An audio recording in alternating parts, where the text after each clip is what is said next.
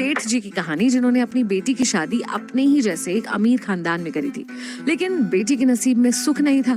तो जो दामाद था जुआरी शराबी निकल गया, सारा पैसा उसने मिटा दिया और काफी कंगाली में उनके दिन गुजर रहे थे। अब माँ से तो ये देखा नहीं जा रहा था, तो अपने पति यानी कि सेठ जी से रोज कहती थी, कुछ करो ना, बेटी की मदद करो ना, आप कैसे देख सकते हो कि हमारी बेटी ऐसे दिन काट रही है। तब सेठ जी कहते थे कि जब सही समय आएगा ना, तब सारे लोग अपने आप उनकी मदद के लिए सामने भी आ जाएंगे और सब कुछ ठीक हो जाएगा।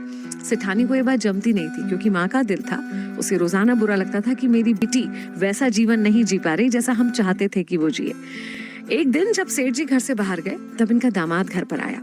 अब इनके मन में बहुत भावना थी कि इनकी किसी तरह मदद कर दे।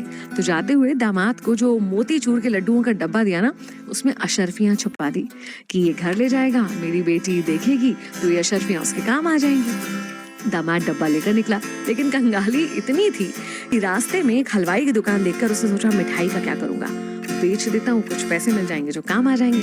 और उसने एक हलवाई की दुकान पर वो मिठाई का डब्बा बेच दिया, पैसे लेकर वहां से चलता बना। अब सेठ जी जब घर आ रहे थे, उन्होंने सोचा घर के लिए कुछ मिठाई ले चलो। उसी हलवाई की दुकान पर रुके, लड्डू मांगे और उसने वही डब्बा उठाकर सेठ जी को दे दिया। जब वो डब्बा सेठानी के पास घर आया, उसने देखा खोलकर, लड्डुओं में अशर्फियां अपना माथा पकड़कर बैठ गई और सारी बात सेठ जी को बताई। तब सेठ जी ने कहा कि देखो, मैंने तुम्हें कहा था ना, जब उनका नसीब आएगा, जब उनका समय आएगा, तब सब कुछ अपने आप ठीक हो पाएगा। उसके पहले हम कोशिश करके भी उनकी मदद नहीं कर पाएंगे। अब देखो, ये अशर्फियां ना तो हमारे दामाद हमारी बेटी के नसीब में थी और ना ही उस हलवाई के नसीब में थी, इसलिए ये चलकर हमारे पास वापस आ गई। हमें बस दृढ़ इच्छा रखनी होगी और पॉजिटिव रहना होगा, सकारात्मक रहना होगा कि सब कुछ ठीक होगा और समय के साथ सब ठीक हो जाएगा। देखिए, बुद्धि कितनी भी बलवान हो, लेकिन किस्मत के बिना नहीं चमकती। अब बीरबल कितना बुद्धिमान था, लेकिन बादशाह तो वो नहीं बन पाया ना।